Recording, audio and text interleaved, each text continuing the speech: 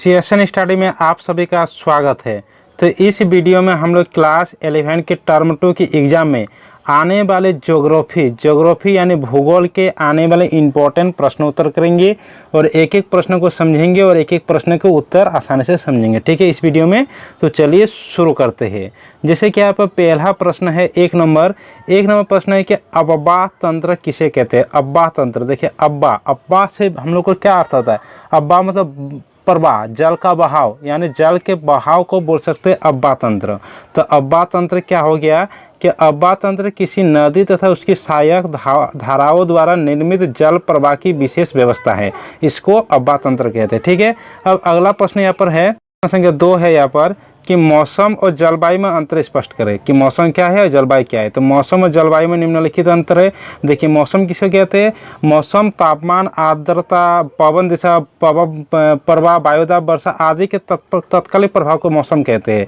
और जलवायु कहते हैं बहुत सारे मतलब एक जगह पर बहुत सारे मतलब औसत मौसम को जलवायु कहते हैं। तो ठीक है, तो मौसम क्या है कि मौसम किसी स्थान का मौसम उस स्थान के तापमान, आर्द्रता, पवन दिशा और प्रवाह, वायुदाब, वर्षा आदि के तत्कालिक प्रभाव को कहते हैं।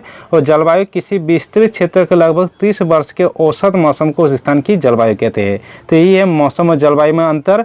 अगला प्रश्न 3 नंबर है। 3 नंबर प्रश्न है कि जलोढ़ मिट्टी से आपका क्या तात्पर्य है, यह भारत में कहाँ पाई जाती है।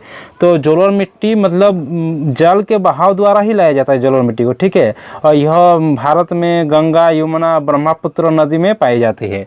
तो जलोढ़ मिट्टी उस मृदा को कहा जाता है जो बहते हुए जल द्वारा बहाकर लाया जाता है तथा कहीं अनंतर जमा किया जाता है, मतलब कोई एकत्र जगह पर जमा किया जाता है।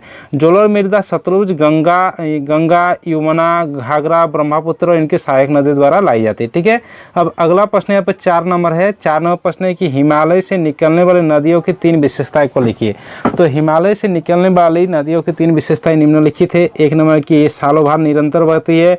2 नंबर की हिमालय की नदियों के बेसिन बहुत बड़े हैं। हिमालय के जलग्रहण क्षेत्र सैकड़ों हजारों वर्ग किलोमीटर तक फैले हुए हैं। जैसे कि आप लोग जानते हैं कि हिमालय की नदियाँ बहुत बड़ा है। ठीक है, हिमालय से निकलने वाली नदियाँ, जैसे हिमालय से निकलने वाली एक नदी गंगा नदी भी है जो 2500 किलोमीटर है लगभग। उसके बाद अगला प्रश्न है 5 नंबर कि भारत में कर्क रेखा किन किन राज्यों से होकर गुजरती है। तो देखिए भारत में कर्क रेखा 8 राज्यों से होकर गुजरती है और इसका एक शानदार ट्रिक हम पहले भी बता दिए थे, आज भी बताएंगे। देखिए कर्क रेखा भारत के 8 राज्यों से गुजरती है। तो इसको एक ट्रिक आप लोग हम बताते हैं आज के इसमें। जैसे आप लोग याद रखिएगा कि मित्र पर गामछा झाड़, मित्र पर गामछा झाड़, इसको आप लोग याद रखिएगा, इससे आप लोगों को आसानी से याद हो जाएगा। अब क्या है देखिए मित्र तो मी से यहाँ पर हो जाएगा, यहाँ पर मी से हो जाएगा, यहाँ पर देखिए यहाँ पर मी से हो जाएगा, यहाँ पर मिजोरम, फिर यहाँ पर तरह से हो जाएगा त्रिपुरा, पर से पश्चिम बंगाल, र से राजस्थान, यहाँ पर जैसे ग से गुजरात, म से मध्य प्रदेश, छ से छत्तीसगढ़, झ से झारखंड। तो इस तरह के 8 राज्यों के नाम याद रख सकते हैं, जैसे मिजोरम, त्रिपुरा, पश्चिम बंगाल, झारखंड, छत्तीसगढ़, मध्य प्रदेश, राजस्थान और गुजरात, यानी मित्र पर गामछा झाड़ ट्रिक से। ठीक है, अगला प्रश्न यहाँ पर 6 नंबर है। 6 नंबर प्रश्न है कि मृदा संरक्षण के 3 उपाय लिखिए। मृदा संरक्षण यानी धीरे धीरे देखिए मृदा की बहाव होते जा रहा है, तो मृदा के बहाव को हम लोग कैसे रोक सकते हैं। एक ये कि हम अधिक से अधिक पेड़ पौधे लगाएंगे, वृक्ष लगाएंगे, जिससे मृदा पेड़ के जो जड़ें हैं मृदा को जकड़े रखेंगे। या दूसरा हम कर सकते हैं जो सोपानदार खेती करेंगे, सोपानदार खेतियों में भी मिट्टी के मतलब बहाव कम होगी। तो उस तरह बहुत सारा उपाय है, लेकिन 3 उपाय लिखने बोले तो मृदा संरक्षण के 3 उपाय निम्नलिखित है। एक है ढलान कृषि को प्रोत्साहित करना, पानी के बहाव को रखना। मृदा अपर्दन क्यों होता है, क्योंकि पानी बहाव होता है तभी ना मृदा का अपर्दन बहाव होता है। तो पानी के बहाव को रोकना, सघन वृक्षारोपण करना, अगर घना रहेगा वृक्ष तो जो मिट्टी रहेगा वो तो जकड़े रहेगा जड़ से, तो इसीलिए वहाँ पर पानी जो मृदा नहीं बहा होगा, इसलिए सघन वृक्षारोपण करना। अगला प्रश्न है यहाँ पर देखिए, अगला प्रश्न 7 नंबर है।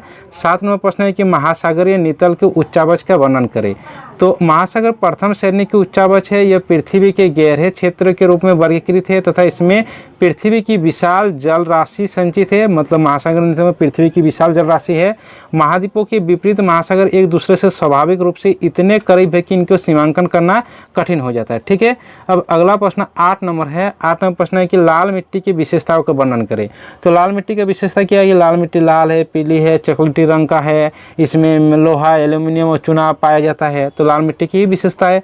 तो लाल मिट्टी लाल, पीली में चॉकलेटी रंग की होती है, शुष्क और तर जलवायु में प्राचीन रवेदार और परिवर्तित चट्टानों की टूट फूट से बनती है और यह मिट्टी के संपर्क में आने से हल्की हल्की पीली दिखती है। इस मिट्टी में लोहा, एल्यूमिनियम और चूना अधिक होता है। ठीक है, अगला प्रश्न देखते हैं। अगला प्रश्न यहाँ पर 9 नंबर है। प्रश्न यह है कि यहाँ पर कि भारतीय जलवायु की मुख्य विशेषताओं का वर्णन कीजिए। तो भारतीय जलवायु की मुख्य विशेषता क्या क्या है कि वर्ष में मौसम परिवर्तन के साथ वायु की दिशा में परिवर्तन भारतीय जलवायु की प्रमुख विशेषताएं निम्नलिखित है। एक नंबर विशेषता कि शीत ऋतु में यह हवाएं एमल से जल की ओर उत्तर पूर्व से दक्षिण पश्चिम दिशा में प्रभावित होती है। 2 नंबर की ये हवाएं शुष्क होती है जिसमें शीत ऋतु वर्षा विहीन रह जाती है। 3 नंबर की इन दिनों हवाएं जल से स्थल की ओर दक्षिण पश्चिम से उत्तर पूर्व दिशा में बहती है। और 4 नंबर है कि सागर से आने के इनमें पर्याप्त आर्द्रता विद्यमान होती है जिससे ग्रीष्म ऋतु के उत्तरार्ध में वर्षा काल होता है। ठीक है, अब अगला प्रश्न यहाँ पर 10 नंबर है। 10 नंबर प्रश्न ये है कि काली मिट्टी किसे कहते हैं, इसका निर्माण एवं विशेषता को वर्णन करें। तो काली मिट्टी किसे कहा जाता है, इसका निर्माण के बारे में फिर बताया गया, फिर इसकी विशेषता के बारे में लिखना है। तो सबसे पहले देखेंगे कि काली मिट्टी किसे कहते हैं। तो भारत की स्थानीय मिट्टी में से काली मिट्टी सबसे अधिक दिखाई देता है। इसे रेगुर भी कहा जाता है। इसमें नाइट्रोजन, पोटास, ह्यूमस की कमी होती है, लेकिन प्राय इसे काली कपास मिट्टी कहते हैं क्योंकि इसमें कपास की खेती ज़्यादा होती है। उसके बाद देखेंगे काली मिट्टी के निर्माण। तो काली मिट्टी के निर्माण कैसे होती है, तो ज्वालामुखी के उद्गार के कारण बेसाल चट्टानों के निर्माण होने से है। बेसाल के टूटने से काली मिट्टी का निर्माण होता है। तो इस तरह से काली मिट्टी का निर्माण होता है। इसका उत्तर हो गया।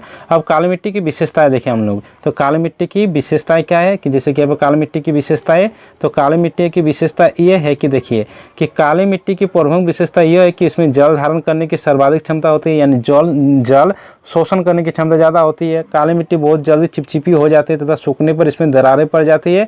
इसी गुण के कारण काली मिट्टी की स्वतः जुताई वाली मिट्टी कहा जाता है। ठीक है, अब अगला प्रश्न यहाँ पर 11 नंबर प्रश्न है। 11 नंबर प्रश्न है कि महासागरीय लवणता को प्रभावित करने वाले कारकों का वर्णन कीजिए। तो महासागरीय लवणता को प्रभावित करने वाले बहुत सारे कारक है।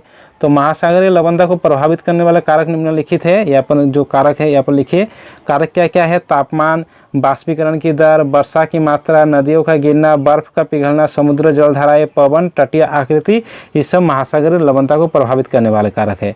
तो क्या हो जाएगा, अतः महासागर की सतह की जल की लवणता मुख्यतः बाष्पीकरण एवं बर्फन पर निर्भर करती है। तटीय क्षेत्र में सतह की जल की लवणता नदियों के द्वारा लाए गए ताजे जल के द्वारा तथा ध्रुवीय क्षेत्र में बर्फ के जमने एवं पिघलने की क्रिया से सबसे अधिक प्रभावित होती है। ठीक है, तो ज्योग्राफी की इतना इंपॉर्टेंट प्रश्न था इस वीडियो में। ठीक है, तो सभी दोस्तों के साथ इस वीडियो को शेयर कर दीजिए। अगर चैनल में नए हैं तो चैनल को सब्सक्राइब कर दीजिए और साथ में बेल आइकन को दबा दीजिए। चलिए मिलते हैं अगले वीडियो के साथ।